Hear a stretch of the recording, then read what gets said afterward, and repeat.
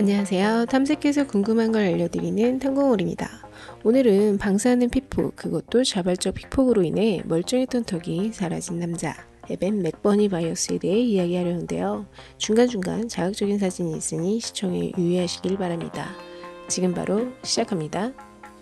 1880년 미국 피츠버그 출신의 에벤 맥버니 바이어스는 타고난 능력들로 미국 내에서 명성이 높았는데 골프와 유능한 사업 소질로 이름을 날렸습니다. 1927년 바이어스는 사업차 기차를 타고 출장을 가던 중 기차 내 침대에서 잠을 자다가 떨어져 다치는 사고를 당했는데요. 바이어스는 타박상 정도로 생각했지만 통증이 가라앉지 않는 상황이 지속되자 병원에 가서 치료를 받았습니다. 당시 담당 의사는 마시기만 하면 온몸의 통증이 싹 가라앉고 병치레도 하지 않는다며 라디톨이라는 음료를 권했습니다. 라디톨은 마리 퀴리가 발견한 방사능 물질 라듐으로 만든 것으로서 마리 퀴리에 대해 간단하게 설명하자면 방사능 연구의 선구자이며 라듐과 폴로늄을 발견하여 각기 다른 분야에서 노벨상을 수상한 커다란 업적을 남긴 대과학자, 우리가 흔히 알고 있는 퀴리 부인입니다. 본론으로 들어가서 1920년대에는 방사능 물질이 해롭다는 인식조차 없던 시절이었고 당시 라듐을 이용한 시계와 화장품, 식품, 의류 등 고급 제품에서 라듐 첨가 제품을 어렵지 않게 볼 수 있었던 시절이었습니다. 심지어 라듐의 발견자인 마리 퀴리조차 라듐을 주머니에 넣고 다니다가 말년에 방사선 피폭으로 사망했다고 하네요. 아무튼 그 의사가 이 라듐으로 만든 라디톨을 권한 건 바이어스의 쾌유를 비는 순수한 마음에서가 아니라 제약회사로부터 판매량에 따른 큰 리베이트를 받기 때문에 결국 돈을 벌려고 끔찍한 처방을 내린 것이었습니다. 그 당시 라듐은 가격이 비쌌기 때문에 라듐이 함유되었다고 광고하는 대부분의 제품들은 라듐이 전혀 없었던 가짜였다고 합니다. 그러나 라디톨은 진짜로 라듐이 함유되어 있었으므로 고가의 제품이었을 것이고 부유한 데다가 잘 나가는 사업가인 바이어스는 의사 입장에서 최고의 고객, 아니 최고의 호갱이었던 셈이죠. 이로써 라디톨을 마시기 시작한 에벤 바이어스는 정말 통증이 가라앉자 자신의 몸이 치료되고 있다고 착각하고 이걸 계속 마시기 시작했는데 문제는 이게 마약처럼 중독성까지 있어서 갈수록 복용량을 늘렸고 마침내 하루에 평균 3병씩 3년 동안 1,400병을 들이붓는 지경에 이르렀습니다. 그리고 라디톨을 복용한 지 3년 만에 방사선 피폭 증세가 시작되었고 복용을 중단했지만 바이어스의 몸에는 엄청난 변화가 생기고 무너지기 시작했습니다. 다른 방사능 누출 사고에서 볼 수 있듯이 다량의 방사능 피폭을 당한 사람은 몸의 설계도나 다름없는 염색체가 완전히 파괴되며 세포의 재생 능력을 상실하여 신체가 녹아 사라지듯이 죽어갑니다. 그 역시 복용을 중단한 지 얼마 가지 않아 치아가 차례로 빠지기 시작하면서 턱이 제 기능을 못하더니 턱뼈가 녹아버려 결국 떨어져 나가는 끔찍한 지경에 이르렀습니다. 지금 나오는 바이어스의 사진은 보는 사람에 따라 매우 혐오적일 수 있으니 주의 부탁드립니다. 더군다나 바이어스는 하관과 턱이 유난히 커 턱뼈 자체가 크고 강했음에도 이렇게 되었다고 합니다. 실제 사람의 턱뼈는 혈액순환이 잘 안되는 부위라서 괴사하는 경우가 은근히 있다는데 방사능에까지 피폭되었으니 어느 정도 고통이었을지는 상상조차 안되네요. 이후 얼굴 재건 수술을 받았으나 얼마 지나지 않아 두개골 몇 군데에도 구멍이 생기고 뇌종양까지 생겼으며 각종 장기에까지 암이 생겨 에벤 바이어스는 고통 속에서 목숨만 겨우 조금씩 연명하다가 1932년 51세의 나이로 세상을 떠났습니다. 그런데 명성이 높은 바이어스의 죽음을 월스트리트 저널은 바이어스는 라듐 용액으로 만든 라디톨을 찬양했는데 라듐 용액은 바이어스의 턱이 떨어져 나갈 정도의 효과를 보여주었다라고 총평했습니다.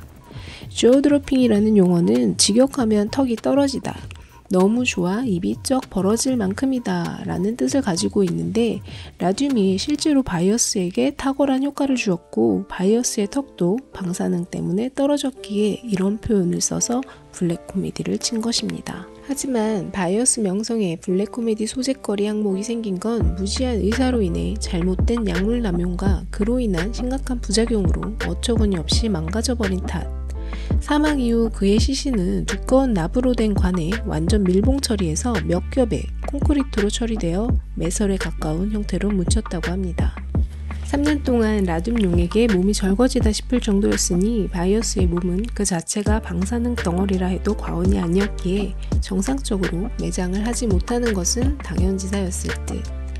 왜 의학적으로 치료를 받지 않았느냐고 생각할 수 있지만 1927년은 시대상으로도 의학 발달이 덜 된 시기이고 치료나 수술법이 발달하지 못했을 시기이기에 라디톨에 대한 그렇다 할 검증 자료 역시 없었습니다. 바이어스 입장에서 가라앉지 않는 통증에 온 신경이 집중되어 일상생활에 차질을 빚던 때 이 라디톨의 복용만으로 한동안 골치 아팠던 통증이 순식간에 가라앉았으니 그 속 시커먼 돌팔이 의사가 바이어스에게만큼은 명의가 됐을 것이고 그게 자신의 몸을 낫게 해준다는 믿음으로 계속 복용했을 것으로 추정됩니다. 사실 1960년대 이전만 해도 저런 식으로 병치료를 하는 경우가 많았고 마약 처방도 당연하게 여기던 시절이었다고 합니다.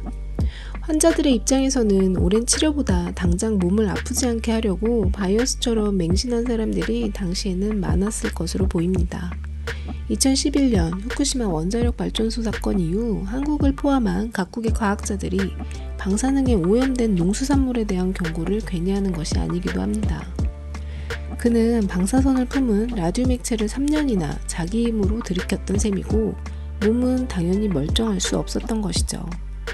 바이어스의 몸에서는 방사능이 뿜어져 나오는 걸어다니는 원자로가 되어 있던 탓에 그의 지인들마저 암에 걸리기 시작했다는 후문이 있습니다.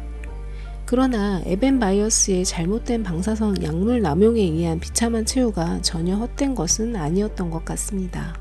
바이어스의 죽음 이후 미국 정치권에서 의학계와 제약회사의 이런 부조리를 제대로 파헤치기 시작했고 FDA 권한이 대폭 막강해지며 미국의 의료체계와 의약품 유통에 관한 기본 개념이 제대로 정립되는 긍정적인 효과를 내게 된 것입니다. 오늘날의 의료계 그리고 의약품에 관한 기본적인 규정 정립의 출발점이 바로 이 에벤 바이어스의 사례에서 출발한 것이라는 걸 저도 이번 영상을 통해 알게 되었습니다. 1965년에 바이어스의 시신은 연구를 위해 안장된 무덤에서 발굴되었는데 안타깝게도 그의 유해는 30년이 지난 후에도 여전히 극도로 방사능에 노출되어 있었다고 합니다. 에벤 바이어스와 비슷한 시기에 같은 미국에서는 당시 시계의 바늘과 숫자의 야간에도 불빛이 비치는 것처럼 보이게 하는 형광물질 처리를 했는데 이 원료가 바로 라듐입니다. 그 빛나는 부분에 색을 칠하기 위해 붓을 입으로 뾰족하게 하고 칠하고를 반복. 이 작업을 통해 여성 근로자들은 라듐을 지속적으로 섭취했고 그 작업자 대부분이 방사선 피폭 증세를 보였으며 대부분이 두개골과 뼈에 구멍이 뚫리거나 약해지고 심지어 치아가 빠지고 턱뼈가 부어오르거나 심하면 바이어스처럼 턱뼈가 떨어져 나갔으며 온몸 장기에 암이 생기는 비참한 상황을 맞이했는데 이들이 바로 라듐 걸스입니다. 심지어 이들은 손가락과 발가락, 무릎 등에서 알 수 없는 빛이 나고 야간에 녹색으로 보였는데 바로 라듐의 형광물질에 피폭이 되고 온몸의 뼈가 라듐에 쩔어버려 이렇게 된 것입니다. 소송 도중 얼마 안가 피폭의 영향으로 사망한 이들도 정상적으로 묻히지 못하고 완전 밀봉한 낙관에 넣어져 몇 겹의 콘크리트 처리된 묘에 묻혀야 했습니다. 이들의 일화는 산업재해의 대표적인 사례로 남아 나중에 유튜브 채널 휴면버그 대학교 일본판에서도 다뤄졌고 미국에서 드라마로도 제작되었다고 합니다. 바이어스에게 라디톨을 처방하고 판매한 의사 윌리엄 베일리는 하버드 대학교를 졸업했다고는 했지만 사실 학력 위조범으로 실제 학력은 하버드 대학교 중퇴였습니다. 이 의사 역시 라디톨을 마셨기에 방사능에 피폭되어 암에 시달리다가 방광암으로 죽었고 그 역시 납관에 넣어져 콘크리트 처리된 묘에 묻혔습니다.